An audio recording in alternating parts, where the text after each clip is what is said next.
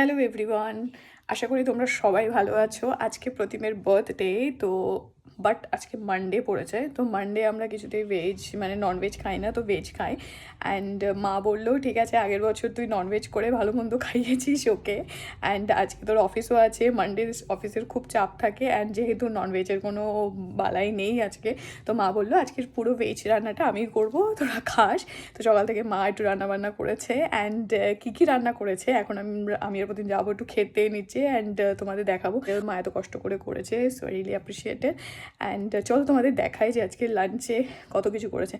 কুমড়ো ভাজা, এটা হ্যাঁ বেগুন বেগুন ভাজা, কি শাক? মেথি শাক, বেগুন পাতুরি, ধনে পাতা দিয়ে। ও আচ্ছা আচ্ছা। আর ওই তো ওটা তো আলু ভাজা, আলু ভাজা, চাটনি, চাটনি পায়েস, আর ঝাল পনির, আলুর দম, ধোকা, ডাল, পাঁচ তরকারি। আচ্ছা আচ্ছা, এটা পাঁচ তরকারি, আর এটা হচ্ছে চিলি পনির, দই। দই। থ্যাংক ইউ দেখ এত কিছু করার জন্য। কি অবস্থা।